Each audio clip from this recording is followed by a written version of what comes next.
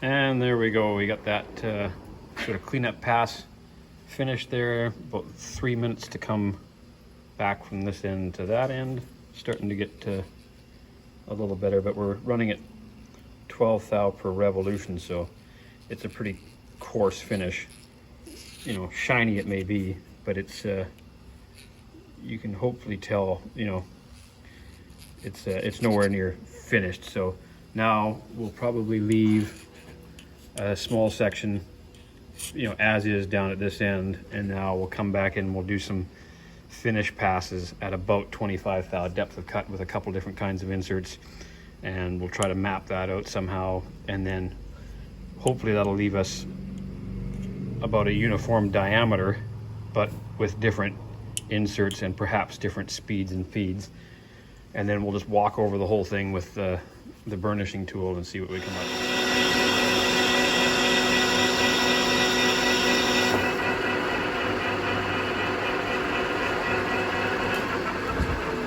So there's the first two test patches. They're going to be about 2 inches long. So there's that insert on one speed, and then the next speed up sort of idea. I'm going to switch over inserts because I never run this insert any faster than I did there. Here we are, we've changed inserts and we've gone back down to our slower speed, and we'll put 2 inches of finish on there. Okay, there we've got a bunch of different test bands on there, and that was sort of the higher speed that I would ever bother running that at. The manufacturer says that we can push it substantially faster than that, but you know, that's 1100 RPM for a big chuck like that. I don't like spinning them a heck of a lot faster. They probably can take it, but that's enough for me. And so I'll probably reduce this. This is still 50 thou greater in diameter there than there. All this is about the same diameter from there to there. But I've got this last little band. What I'll do is I'll switch back to the economy insert, and I'll run it at a substantially lesser feed.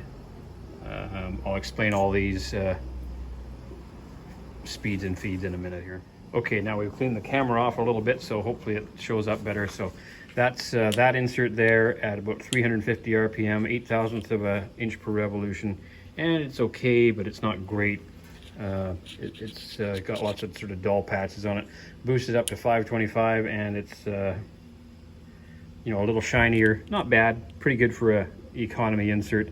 And then we've switched over here to what we might call a premium brand insert, specifically for steel finishing. Run way too slow. That's back down at 350 RPM, and we're just a little bit under 2.5 inch diameter here. So that's sort of a very similar finish for both inserts. And then when we start picking up that speed, there's 525 RPM with the premium insert. It's getting, you know, smoother and shinier, and there's 700, and that's a lot better for a lot of you know, where are we here? We're at the 700 RPM at 8 thou of an inch per rev kind of idea. For a lot of purposes, that would be you know, that would be done. Could be left as is. Juice it up to, or reduce the feed actually down to 6/1000th of an inch per revolution, and still the same 700 RPM. Not a huge change. I can tell that there's a, you know, the grain or the cut path is just a little bit finer there than there, but they're very, very similar. And here it's still that same 6/1000th of an inch per revolution, boosted up to 1100 RPM. And that's faster than I really care to continuously run, you know, this machine with a big chuck on it. And especially when you get longer material, you start flinging it around at 1100 RPM, you get strange harmonics going on, which you don't run into at more conservative speeds. But you know, it's a very nice finish. I don't know, we haven't got any great way of objectively comparing these, other than you just have to take my word for it. You know, that's pretty nice. That's even nicer.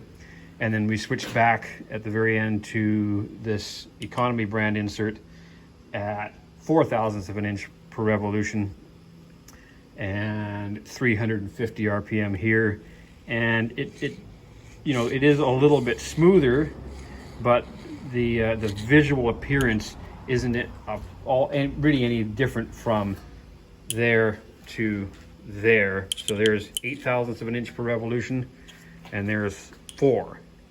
So a little bit tighter grain, let's call it, but visually from 1 foot away, they appear identical. It's just that I was able to create that in half the time than it takes me to create that. So now we've got these turned to approximately the same diameter, and we're gonna hit them with the burnishing tool, running across at a very leisurely pace with coolant, and we'll see what the results are.